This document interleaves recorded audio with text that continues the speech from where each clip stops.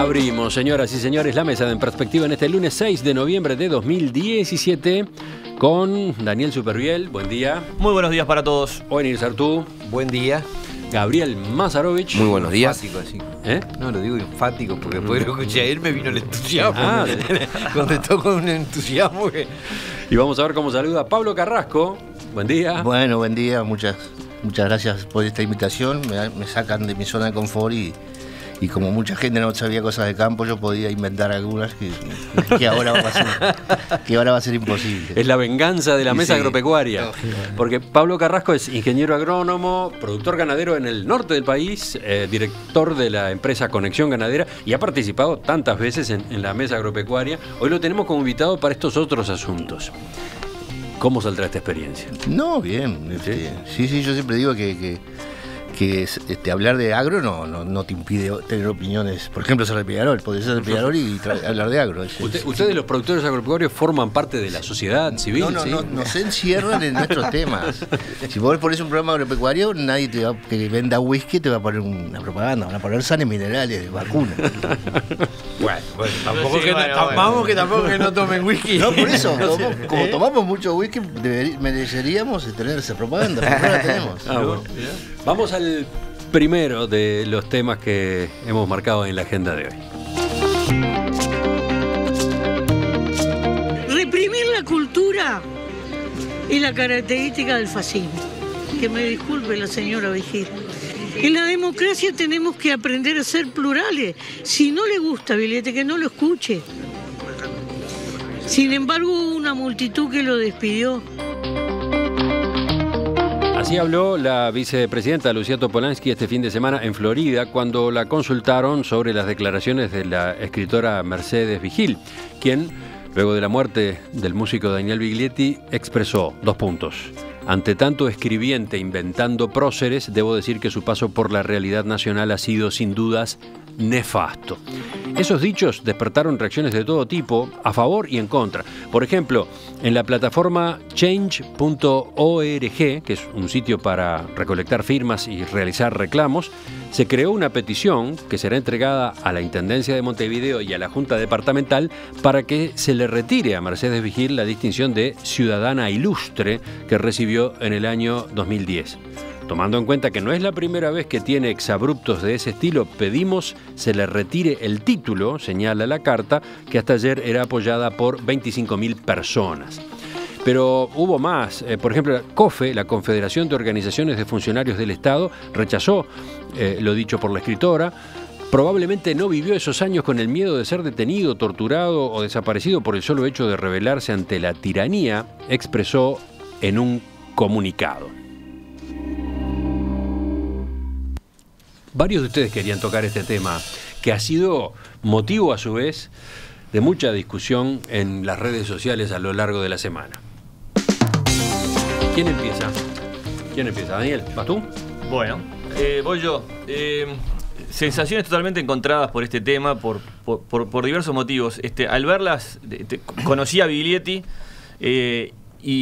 y me pareció inoportuno por parte de Mercedes Vigil, por más que respeto todo el derecho a decir todo lo que dijo, el momento en que lo dijo. Cuando aún estaban velando el cuerpo, sus deudos, estaban llorando la partida del trovador Viglietti, Mercedes Vigil tira lo que dijo. A mí me produjo, no sé, me picó algo en la piel, como diciendo, no era el momento, es inoportuno. A veces hay que esperar un tiempo para hacer las críticas, eso es lo que yo pienso. Y me acordó de un fragmento de la Ilíada, ¿no? Donde estaban peleando los troyanos contra los aqueos, y en un momento decían hacer una pausa para respetar los tiempos, enterrar los cadáveres y después seguía la pelea, ¿no? Entonces, y me salió un tuit del alma diciendo ni las desafortunadas declaraciones de Vigil ni el linchamiento público que vino posterior. ¿Por qué? Porque siento que es el Uruguay en el que yo no quiero vivir, ¿no?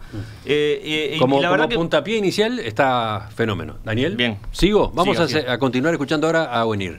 No, yo esencialmente estoy de acuerdo con Daniel. O sea,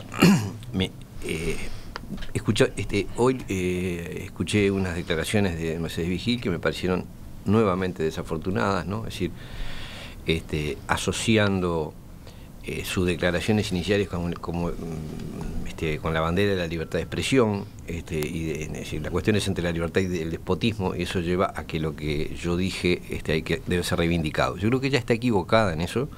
Creo que fue no solo infelices en el sentido de herir la sensibilidad de muchísima gente. Digo, Biglietti era un hombre muy apreciado, y además un hombre a quien muchos le debemos mucho en el sentido de su aporte, no solo como músico, sino como estudioso de la música. Digo, los programas de él eran maravillosos en ese sentido, en lo que uno podía conocer de la música del mundo.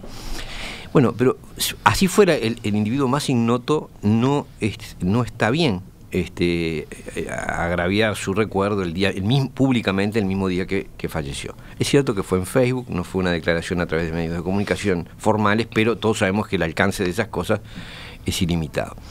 Ahora, que de ahí se pase a la idea de que el Estado tiene que tomar parte para castigar a la persona por sus opiniones o por lo que dijo, me parece así absolutamente reñido con un sistema garantista, ¿no? Es decir, el título que tiene, por las razones que sean, es algo que se le dio el Estado y ahí está. Y no puede ser que por una opinión privada el Estado tome medidas para sancionarla. Me parece disparatado que se plantee, y me preocupa que 25.000 personas crean que eso es un camino adecuado. Sí, creo que está claro que si las declaraciones de ella afectaron de alguna manera la imagen o el honor de la familia, de quienes son ahora los herederos de Biglietti, ellos tienen los caminos judiciales para hacer la justicia que corresponda. Pero no puede ser que una especie de piquete de linchamiento salga a pedir que el Estado sancione a la persona. Vamos con Pablo ahora.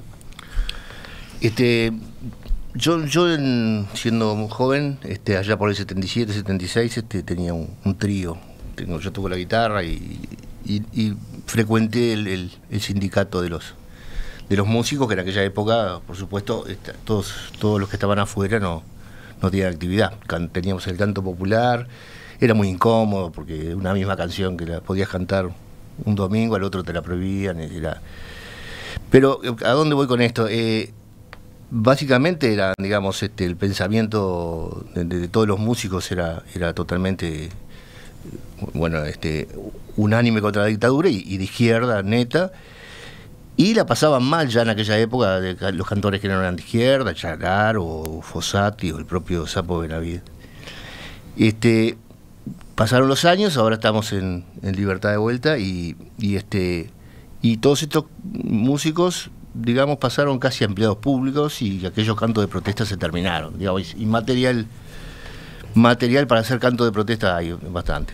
¿Qué quiero decir con esto? Quiero decir que cuando se muere Biglietti, yo creo que se muere un guerrillero mucho más que un músico. Acá no, debe ser de las personas que ideológicamente hasta el último día de su vida reivindicó la lucha armada. Él es el que escribió El Chueco Maciel, que asaltaba el banco y lo repartía con el cantegril.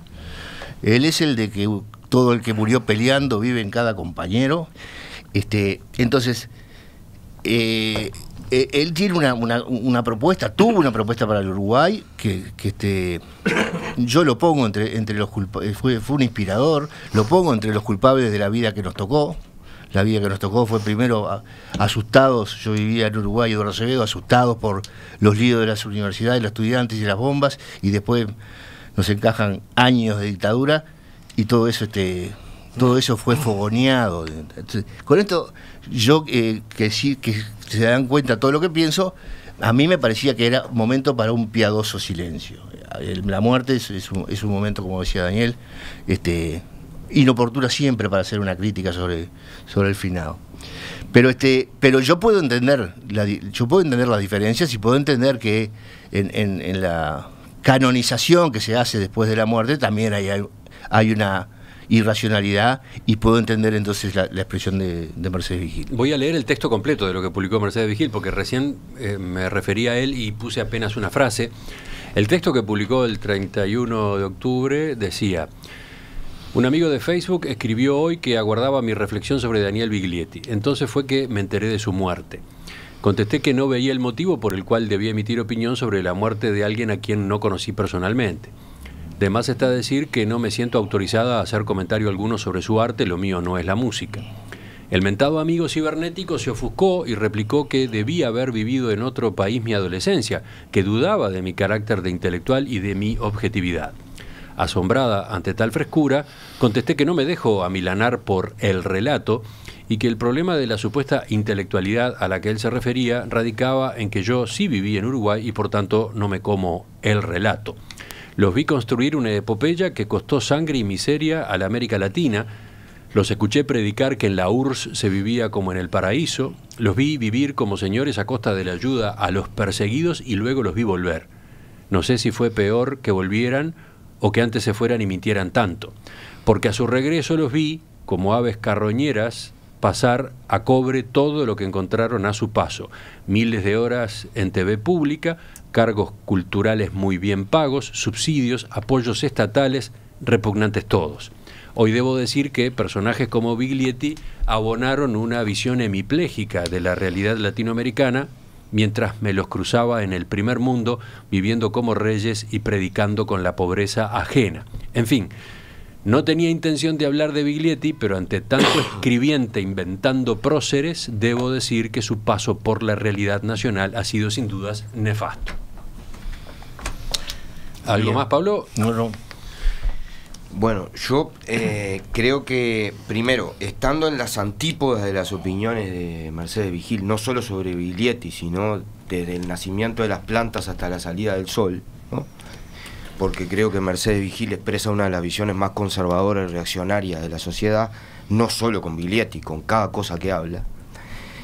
Y además mezcló todo, ¿no? Porque acusar a Biglietti de defender a la URSS es como una cosa muy, muy extraña, ¿no? Cuando fue uno de los más críticos con la Unión Soviética y que no tiene, mezcló todo como hace de costumbre. Si algo no fue en su vida fue comunista. Y se eso está transforma en clarísimo. una... Al contrario, nosotros, mientras el Chueco Maciel baleaba los locales de la UJC, él le hacía una canción. Tenemos diferencias muy grandes con Daniel Biglietti en ese terreno. Lo que pasa es que en el texto que escribió Mercedes Vigil Como aparecen siempre, mezcla todo. mezclados dos asuntos, Como siempre, ¿no? no, Su 300 opinión sobre asuntos. Biglietti y esa discusión que tiene con su amigo cibernético, ¿no? Todo bárbaro. A mí me parece que acá hay varias cosas mezcladas. Una, quiero aclarar, por las dudas, para que no queden dudas. Yo fui amigo de Biglietti, tuve diferencias políticas muy grandes con Biglietti.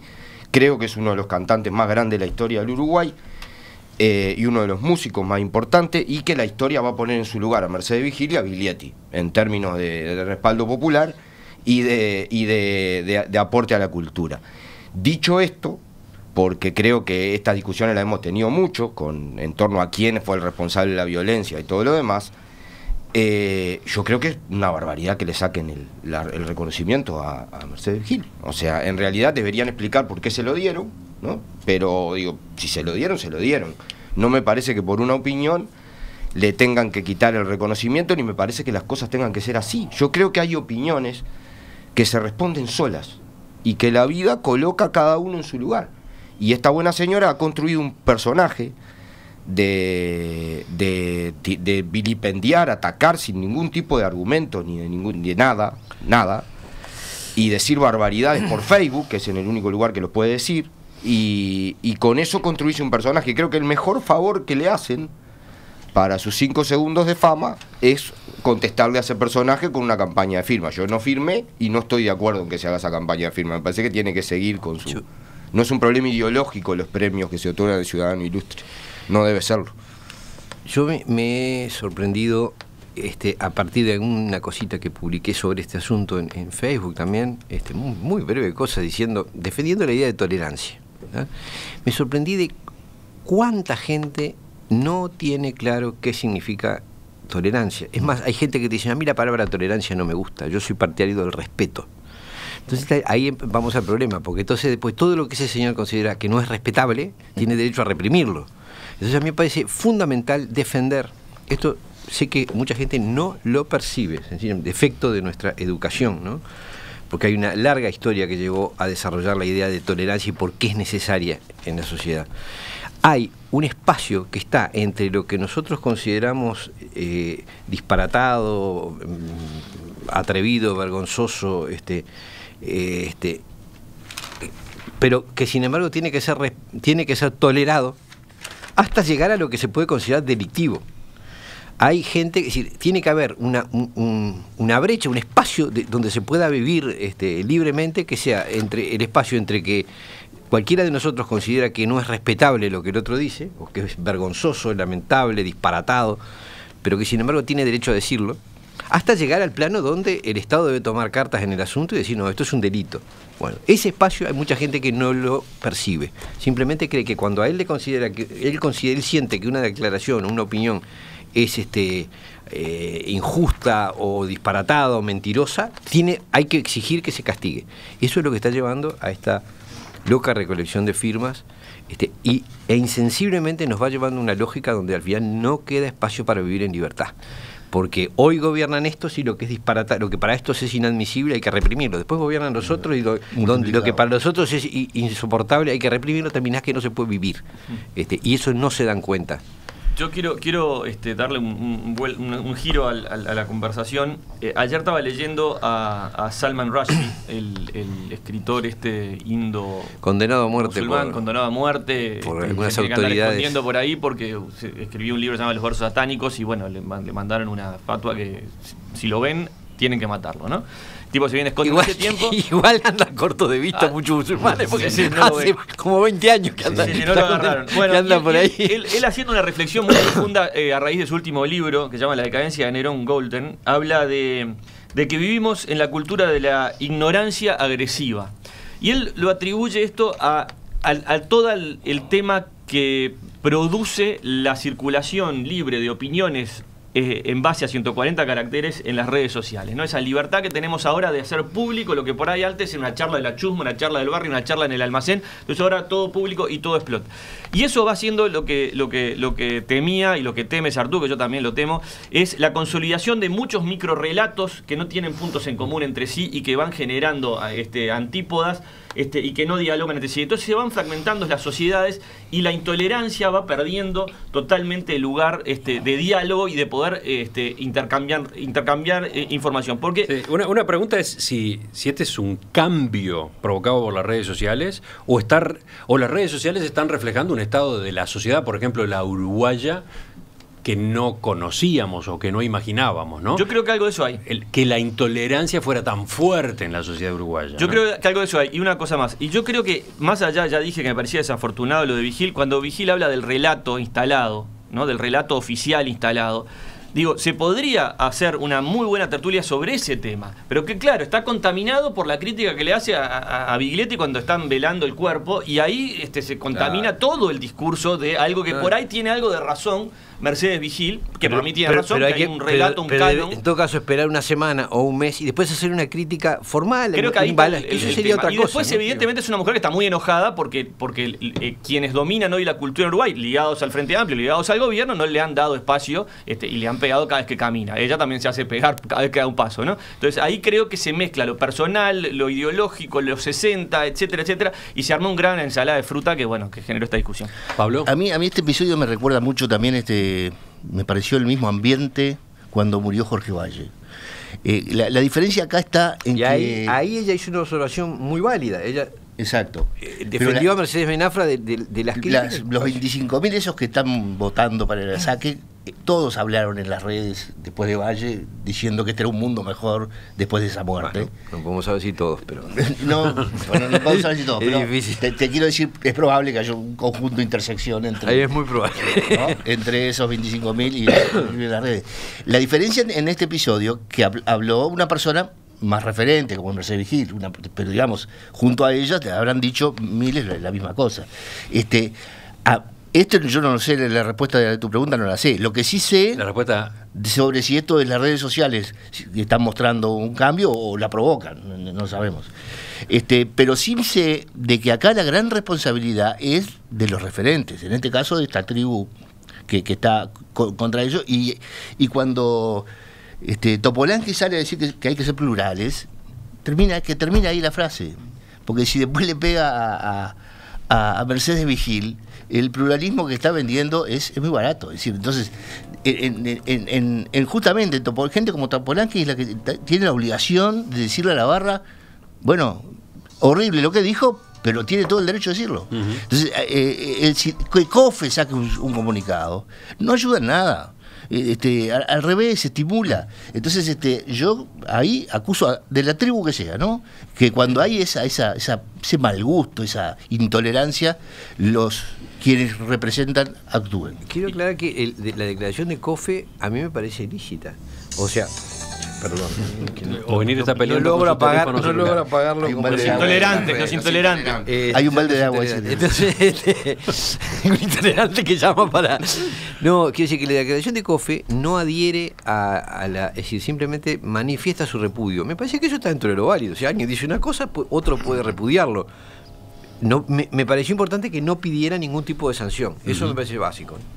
Porque esta declaración, incluso si se hiciera solamente como una declaración de repudio, es decir, se firmara diciendo que no está... Bueno, eso es perfectamente válido decir COFE que no está dice sus afirmaciones que representan los intereses de la clase dominante ligados a la derecha más rancia y retrógrada. ¿No parece muy aceitoso? No, pero son opiniones. No, perdón, pero está dentro del campo de las opiniones. Decir carroñero, no quiero reproducir acá la discusión, pero decirle carroñero a una persona que murió ese día no está bien. No, pero por supuesto que no. Que recibas respuestas verbales fuertes es esperable, está dentro de las reglas del juego.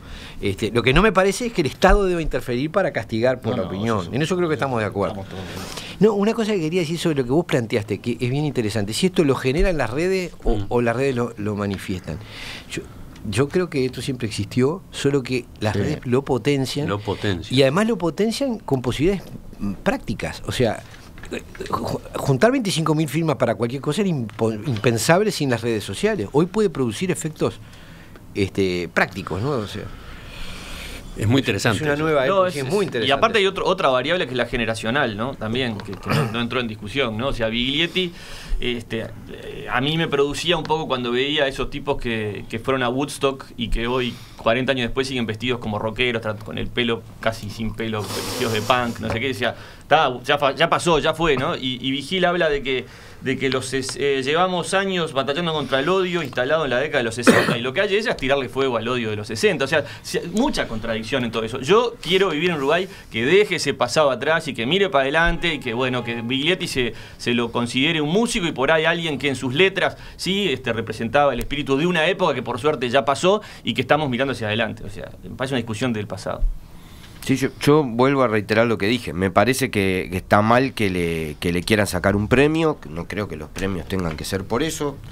Ni creo que esté bien que le saquen nada. Sería preocupante, digamos, que no efectivamente, creo que pase, efectivamente pero la además, distinción se retirara por este motivo. Me parece, ¿no? que la discusión no va por ahí. La discusión entonces va estaría por hablando de una razón por la cual se conceden me parece que la discusión va por el lado de discutir los elementos. Ahora, estos elementos están instalados, ¿no?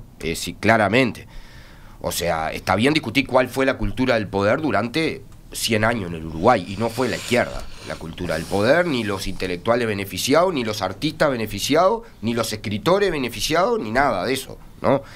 Entonces, a mí me parece que es un debate muy interesante. Creo que Mercedes Vigil está profundamente equivocada en lo que dice, y que ella instala el relato hemiplógico que fue dominante en el Uruguay hasta hace poco, el relato que decía que acá no había desaparecido, que en los cuarteles no había pasado nada, todo ese relato. No, pero me parece que ahora te estás pasando de raya. Ella tiró para el otro lado, yo defiendo mi posición. Pero ojo que me parece que Mercedes Vigil no dijo, no llegó a ese extremo. ¿Cómo no? Dice que los que responsabilidad. Que no hubo desaparecidos en Uruguay, no lo dice. Era lo que decían los que responsabilizaban a Daniel Biglietti, a los estudiantes de la violencia en el Uruguay. Por favor, ella vivía asustada de la violencia de los estudiantes, no le asustaba que mataron a Liberarse. Mirá vos, ni a Susana Pinto, ni a Heber Nieto, le asustaba la violencia de los estudiantes. No es una cosa ingenua lo que dice Mercedes Vigil. Mercedes Vigil, como bien dice COFE, reproduce el discurso de la derecha dominante, que sí fue hemipléjico. Eso es así. ¿Algo más?